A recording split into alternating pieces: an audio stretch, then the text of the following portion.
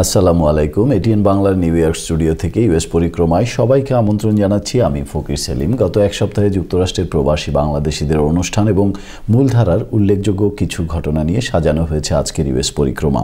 প্রথমেই শিরোনাম। দেশে ফিরে মধ্যবর্তী নির্বাচনের দাবিতে আন্দোলন। নিউ ইয়র্কে প্রবাসীদের সমাবেশে বিএনপি চেয়ারপারসন বেগম খালেদা জিয়ার ঘোষণা। যুক্তরাষ্ট্র আওয়ামী লীগ ও অঙ্গ সংগঠনের কালো পতাকা প্রদর্শন। যুক্তরাষ্ট্রের একাডেমি অফ জেনারেল ডেন্টিস্ট্রির নিউ ইয়র্ক চ্যাপ্টারে প্রথমবারের ন্যায় প্রেসিডেন্ট নির্বাচিত হয়েছেন Bengali dentist doctor Mohammad Kasim. Jackson হাইটসে অনুষ্ঠিত হলো বাংলাদেশ মেলা নামে জমকালো পথমেলা। বাংলাদেশকে রক্ষার জন্য যুক্তরাষ্ট্র সফর শেষে দেশে ফিরে মধ্যবর্তী নির্বাচনের দাবিতে আন্দোলন শুরু করার ঘোষণা দিয়েছেন বিএনপি চেয়ারপারসন ও বিরোধী দলীয় নেত্রী বেগম খালেদা জিয়া। রোববার 22 মে নিউ ইয়র্কের শেরাটন নিউ ইয়র্ক হোটেলে যুক্তরাষ্ট্র বিএনপির পক্ষ থেকে দেয়া গণসম্বর্ধনায় প্রধান অতিথির বক্তব্যে তিনি এ ঘোষণা দেন। রিজু মোহাম্মদ ও কানু দত্তের তথ্য ও চিত্র নিয়ে রয়েছে একটি ডেস্ক রিপোর্ট। শেরাটন নিউ ইয়র্কের বলরুমে বক্তব্যের শুরুতেই বেগম খালেদা জিয়া প্রবাসী বাংলাদেশিদের উদ্দেশ্যে বলেন, বাংলাদেশি হিসাবে আপনারা যে দেশে বাস করবেন সেই দেশের নীতি নিয়ম মেনে চলবেন। বাংলাদেশি হিসেবে দেশের মান রক্ষা করবেন। এরপর তিনি বলেন, একটি জাতির উন্নয়নে সবচেয়ে গুরুত্বপূর্ণ হচ্ছে শিক্ষা।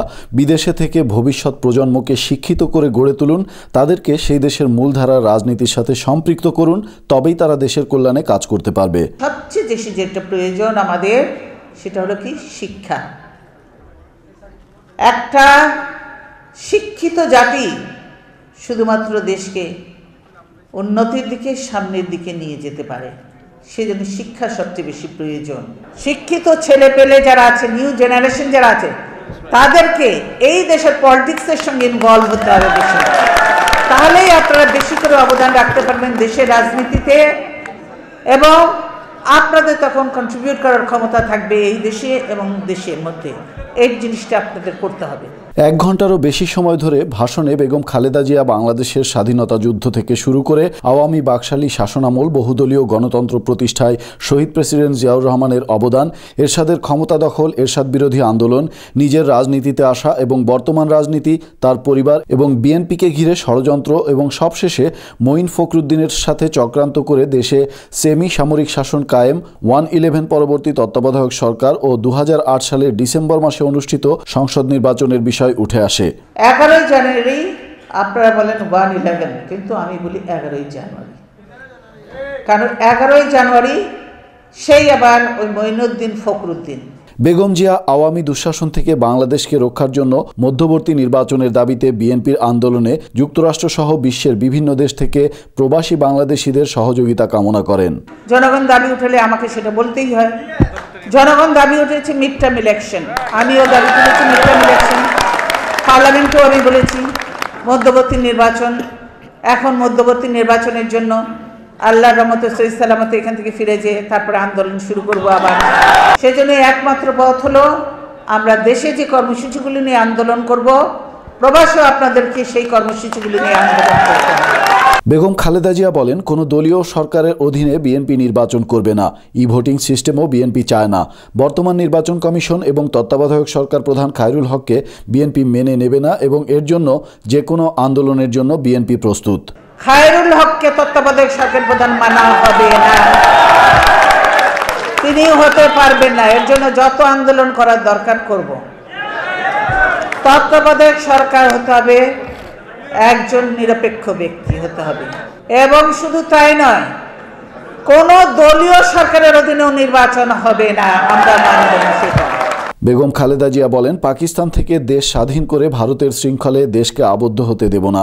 যুদ্ধ অপরাধীদের বিচার প্রসঙ্গে খালেদা জিয়া বলেন, যুদ্ধ অপরাধীদের বিচার আমরাও চাই, ক্ষমতায় গেলে এই বিচার কাজ আমরাই করব। যুদ্ধ অপরাধীদের বিচার আমরাও চাই, কিন্তু সেই বিচার হতে হবে রাজনৈতিক নয়, এবং আন্তর্জাতিক মানের হতে হবে। আইনের অনেক পরিবর্তন করতে হবে। নিউ ইয়র্ক শেরাটনের বলরুমে বেগম জিয়াকে সম্বর্ধনা জানাতে নিউ ইয়র্ক ছাড়াও দূর দূরান্তের বিভিন্ন স্টেট থেকে জাতীয়তাবাদী আদর্শে বিশ্বাসী প্রবাসী বাংলাদেশিরা আসতে থাকেন শনিবার দুপুরের পর থেকেই। ছিল না কোনো বাধা বা চোখে পড়ার মতো তেমন কোনো নিরাপত্তা চেক আপ। অপেক্ষমান জনতাদেরকে আশ্বস্ত করার জন্য কিছুক্ষণের মধ্যেই দেশনেত্রী আসছেন এমন ঘোষণা দিতে থাকেন প্রস্তুতি কমিটির নেতৃবৃন্দ। নির্ধারিত সময়ের বেশ কিছুক্ষণ পর শেরাটন নিউ ইয়র্কের বলরুমে প্রবেশ করেন বেগম জিয়া। একে একে অতিথিরা আসন গ্রহণ করেন। মঞ্চে না বসেই অনুষ্ঠানের সভাপতিত্ব করেন বিএনপি চেয়ারপারসনের উপদেষ্টা শমশের মবিন চৌধুরী। বাংলাদেশ ও যুক্তরাষ্ট্রের জাতীয় সঙ্গীতের পর কোরআন তেলাওয়াত, গীতা, বাইবেল ও ত্রিপিটক পাঠের পর শুরু হয় মূল পর্ব। পালাক্রমে অনুষ্ঠানের সঞ্চালন করেন যুক্তরাষ্ট্র বিএনপি নেতা মোস্তফা কামাল পাশা বাবুল, বেলাল মাহমুদ ও আনোয়ারুল ইসলাম। শুভেচ্ছা বক্তব্য রাখেন সম্বর্ধনা কমিটির আহ্বায়ক ডক্টর মুজিবুর রহমান মজুমদার ও যুক্তরাষ্ট্র বিএনপি সভাপতি আব্দুল লতিফ সম্রাট। চেয়ারপারসনের পাশে মঞ্চে বসেন শরাফত হোসেন বাবু, আলহাজ সোলাইমান ভুইয়া, জিল্লুর রহমান জিল্লু, আক্তার হোসেন বাদল, জসিম ভুইয়া, ডক্টর সারোয়ারুল হাসান, ডক্টর গুলজার প্রমুখ। এদিকে ম্যানহাটেনের শেরাটন নিউ ইয়র্কে বিএনপি চেয়ারপারসন ও বিরোধী দলীয় নেত্রী বেগম খালেদা জিয়ার সম্বর্ধনা অনুষ্ঠানের সামনে বিক্ষোভ ও কালো পতাকা প্রদর্শন করেছে আওয়ামী লীগ ও অঙ্গ সংগঠনের নেতাকর্মীরা। যুক্তরাষ্ট্র আওয়ামী লীগ, ছাত্রলীগ, শ্রমিক লীগ, স্বেচ্ছাসেবক লীগ, জাসদ সহ বিভিন্ন সংগঠনের নেতাকর্মীরা শেরাটন নিউ ইয়র্কের সামনের রাস্তায় বেগম জিয়াকে জঙ্গি ও মৌলবাদের পৃষ্ঠপোষক আখ্যা দিয়ে বিদেশে বাংলাদেশের ভাবমূর্তি নষ্ট না করার জন্য হুঁশিয়ার করেন। বিক্ষোভ সমাবেশে তারা বেগম জিয়াকে গণতন্ত্রের শত্রু আখ্যা দিয়ে যুদ্ধ অপরাধীদের বিচার প্রক্রিয়া নস্যাৎ করার ষড়যন্ত্র থেকে বিরত থাকার আহ্বান জানিয়ে ৭১-এর হাতিয়ার গর্জে উঠুক আরেকবার, লং লিভ শেখ হাসিনা সহ নানা প্রকার স্লোগান দেন।